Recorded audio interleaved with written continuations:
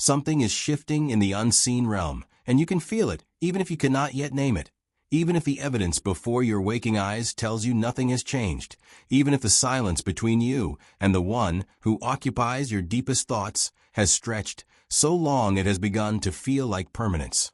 But permanence is an illusion the conscious mind constructs when it cannot perceive what the soul already knows. And your soul knows. It has known for some time now. There is a quality to this particular stillness that is unlike the stillness that came before it. The quiet of the past weeks, of the past months, carried within it a kind of deadness, a flatness that pressed against your chest like something without breath. This stillness is different. This stillness vibrates. This stillness hums at a frequency you are only beginning to learn to hear, and what it is telling you, beneath the surface of ordinary perception, beneath the noise of doubt and the exhaustion of waiting, is that what has been frozen is beginning to thaw. What has been stuck is about to move. Carl Jung understood that the most significant transformations in human experience occur first in the invisible architecture of the psyche, long before they manifest as events in the world of form and action. The storm does not announce itself with thunder first.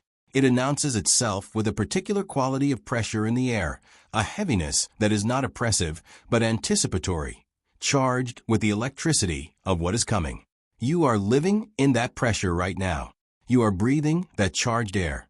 The universe does not waste the energy of anticipation. What you are feeling is not delusion. What you are sensing beneath the ordinary texture of your days is not the desperation of a mind that wants something too much. It is perception. It is attunement. It is your energy field responding to an energetic shift that has already begun on the other side of this silence. Something is coming that you did not expect. Something real. Something that will require you to be ready. Write, "I'm ready" in the comments if you can feel this energy building too. Inside the mind of the one you have been thinking about, something has reached its absolute limit. And that limit is not what you imagine it to be. You have perhaps imagined their silence as comfort, as indifference, as evidence that the space between you troubles them no more than the space between a person and a stranger. You have perhaps constructed, in the long and merciless hours of your waiting, a version of them that does not feel what you feel, a version armored so completely against vulnerability that nothing you were, nothing you shared, nothing that passed between you in those unguarded moments could possibly have left a mark. That version is a fiction born of your pain, and it is collapsing. Inside them, a war has been waging that you were never permitted to witness, a war between the part of the psyche that demands self-protection at any cost and the part that remembers, that returns in unguarded moments to the texture of your presence, to the specific way certain things felt when you were near. The ego is a fortress, and fortresses are built precisely because something inside them is worth protecting, precisely because the alternative, the open field, the exposed heart, the unguarded life, feels like a kind of annihilation. They built their walls not because they felt nothing. They built them because they felt everything. And everything felt like too much. But fortresses do not hold forever. They crack at the joints. They develop fissures in places that were never properly sealed. And those fissures widen under the sustained pressure of what cannot be denied.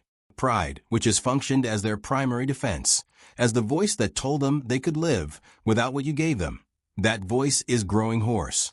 It has been speaking for so long, at such volume, insisting on a story that the deeper self refuses to confirm, that it is finally beginning to lose its authority. Pride is losing the battle to love. Not quickly, not gracefully, but irrevocably. They have reached their internal breaking point, and the defenses they erected with such careful architecture are coming apart from the inside. Not because you did something. Not because you performed for them or performed your indifference or engineered a situation to trigger their fear, but because the truth of what exists between you is more powerful than the machinery they built to deny it, and that truth has been quietly, relentlessly doing its work. There is something forming in them that is not a message, not a passive signal, not the digital breadcrumb of a viewed story or a late night like on something you posted a month ago. What is gathering in them now is something that requires preparation, something that demands a form of courage they have not previously allowed themselves to exercise where you are concerned, something that will cost them the protective distance they have maintained with such deliberate effort. They are working up to something real. The specific contours of what they are preparing may vary in their outward shape, but the essential nature of what is building inside them is singular and unmistakable. It is an action, not a reaction, not a response to something you did or said or signaled. An action that originates entirely within them, from a place so deep that it bypasses the usual filters of calculation and ego management that have governed their behavior until now. They are preparing to do something that their old self, the version of them that kept you at a careful and manageable distance, would never have permitted. This is not impulsivity.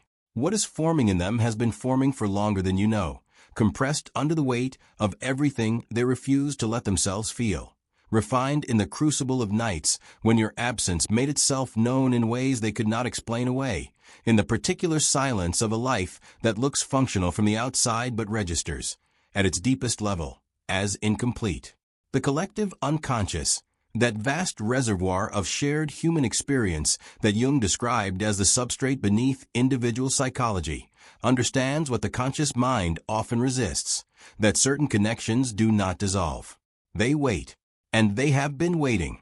And what has been waiting in them is now preparing to speak in a language that cannot be dismissed or misread or filed away under ambiguity. An action that will require complete vulnerability, the kind of vulnerability that has no plausible deniability, the kind that cannot be retracted or reframed if it is met with rejection. They know the risk. They are preparing to take it anyway. Not a text crafted for maximum safety. Not a gesture designed to test your response before they commit to anything real. Something that places them entirely in the open, with nothing to hide behind. No convenient retreat prepared in advance. The wall they have lived behind is not just cracking. Now, they are gathering the courage to walk through it, toward you, with their hands empty of every defense they once carried. Timing in the architecture of the soul is never arbitrary, and the question of why this particular moment has become the catalyst for their internal transformation is one the conscious mind reaches for, but cannot fully answer through logic alone. Yet there are truths at work beneath the surface of this timing, truths that synchronicity reveals to those willing to perceive them, truths embedded in the particular sequence of events that preceded this shift and made it, finally, inevitable. Something changed in what they perceived about you, something in the energy you have been carrying, in the direction they sensed you beginning to move, penetrated the carefully maintained story they had been telling themselves about this situation, about your waiting, about the reliability of your presence on the periphery of their life. They saw something, felt something, registered something in the energetic field between you, and it struck them with a force that no constructed indifference could absorb. They saw you beginning to release them, and it terrified them in a way that nothing else had. The version of reality in which you waited indefinitely had become, without their fully acknowledging it, a foundation upon which their sense of freedom rested. The unconscious assumption that you would remain available while they remained unavailable, that the imbalance could sustain itself indefinitely, that foundation began to give way. And what rose through that giving way, through the sudden vertigo of imagining a world in which you were genuinely gone, was something they could not rationalize into silence. Or perhaps the catalyst arrived not through witnessing your movement, but through the weight of their own accumulation, through a moment in which the emptiness they had been managing, minimizing, explaining away, became simply too heavy to carry with the usual grace. They hit a depth within themselves where the cost of continued avoidance finally exceeded the cost of vulnerability, where the pain of staying closed surpassed the fear of opening. Jung wrote of the process by which the unconscious forces what the conscious mind refuses to address, the way the psyche will manufacture its own crisis, if necessary, to move the individual toward integration and wholeness.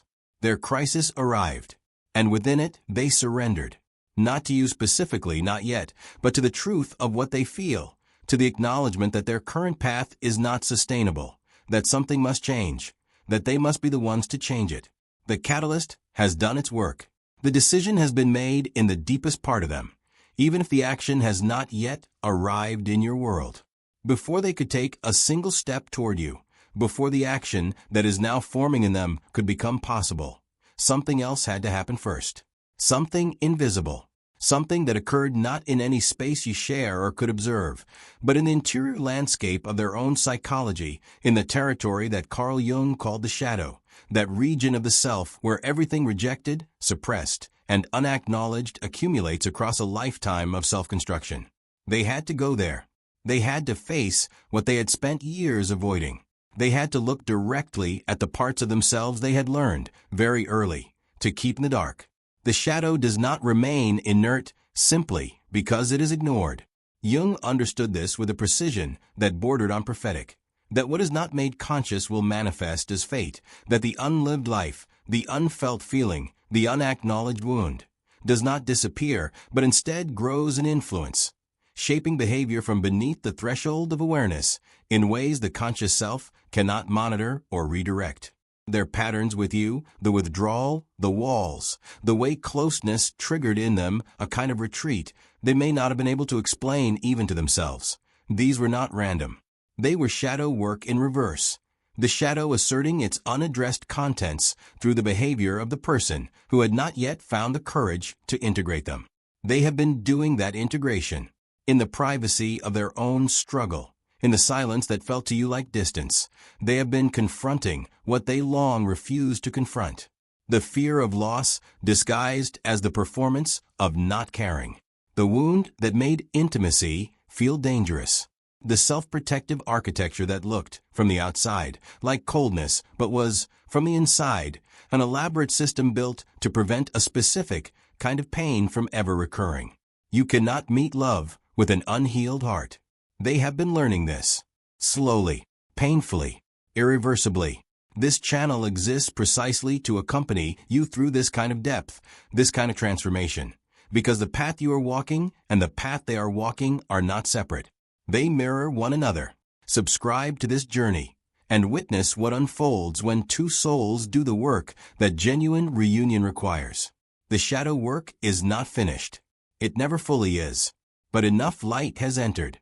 Enough has shifted. They are becoming capable of what they were not capable of before. The action that is coming will not announce itself in the language of ambiguity. It will not arrive wrapped in the plausible deniability of something that could be interpreted multiple ways, something you might spend days dissecting with people who love you, trying to determine whether it means what you hope it means or whether it is simply another test, another breadcrumb laid by someone who wants your attention without offering their own. What is coming is clear, unmistakable, the kind of gesture that, when it arrives, will not require interpretation. It might be words, but not the careful, measured words of someone protecting themselves. It might be a message that abandons every previous rule they operated under, a message that says what has never been said, that names what has always been carefully unnamed, that crosses the line they drew for themselves and held for so long. It might be a call that bypasses the distance they manufactured, a voice, their voice, saying things that voices behind walls do not say. It might be physical presence, the act of showing up in a way that cannot be accomplished without intention, without the deliberate choice to override every defensive instinct that would counsel them to stay away. It might be an apology that cost them the story they told about this situation, the version in which their behavior was justified, in which they were right, in which the distance was necessary and the silence was the only rational response. An apology that requires them to be wrong, entirely and without qualification, about how they treated something that deserved more care. It might be a confession, the articulation of feelings that have never been spoken aloud, not because they were not present, but because speaking them would have meant relinquishing control of a situation they felt safer controlling from behind the glass of withholding. It might be a plea, the complete inversion of the dynamic that has defined this period between you, the person who held all the apparent power arriving at the position of vulnerability that they once allowed you to occupy alone. There is a profound and almost mathematical justice in that inversion, the kind of justice that does not require anyone to plan for it or engineer it, the kind that emerges naturally when two souls are entangled by something deeper than circumstance. You will know it when it comes. Your body will know before your mind does.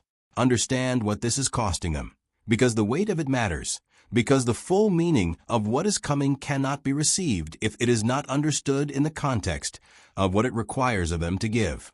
This is not the action of someone taking a calculated risk with favorable odds, someone who has assessed the situation and determined that the potential reward justifies the manageable downside. This is not a breadcrumb. This is not a half measure. This is not the performance of vulnerability while something is held in reserve, a secret exit kept available in case the response disappoints. This is the whole loaf. All of it. Everything.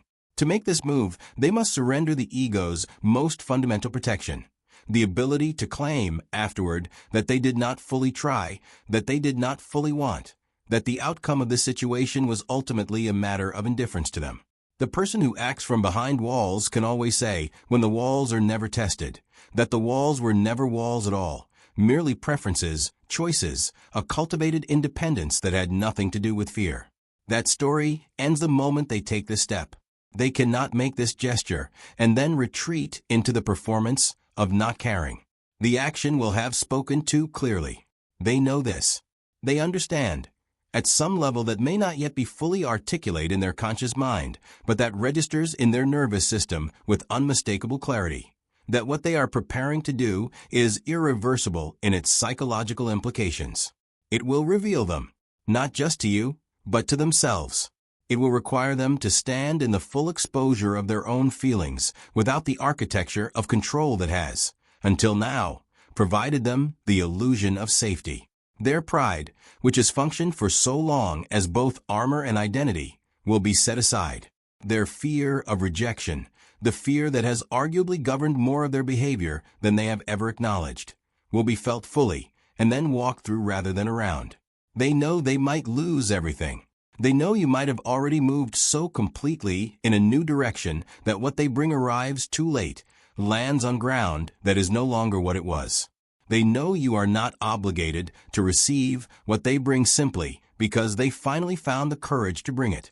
They know the risk is absolute, and they're doing it anyway because the alternative, the continuation of this particular silence, this particular absence, has finally registered as the greater loss, the deeper devastation, the outcome they are less able to bear than the terror of being seen. There is something you must understand as this approaches, something that will serve you in the moment of receiving whatever it is that comes, something that will protect the integrity of your discernment and prevent you from accepting a performance in place of the transformation you have actually been waiting for. Not everything that looks like a return is a return. Not every gesture that arrives with emotional weight carries within it the substance of genuine change. And the difference matters, not because you should approach what comes with suspicion, but because you deserve to know the difference between someone who has done the work and someone who has simply reached a point of temporary discomfort with their own choices. Real change announces itself through consistency over time. It arrives, and then it remains, demonstrated not in a single dramatic gesture, but in the pattern that follows that gesture, in the way the person behaves not only in the heightened moment of reaching out, but in the ordinary moments that come after, in the daily texture of how they show up, how they communicate, how they handle the inevitable moments of friction or fear that arise within any genuine intimacy. Real change speaks through consistent action, not only through the words of the initial return.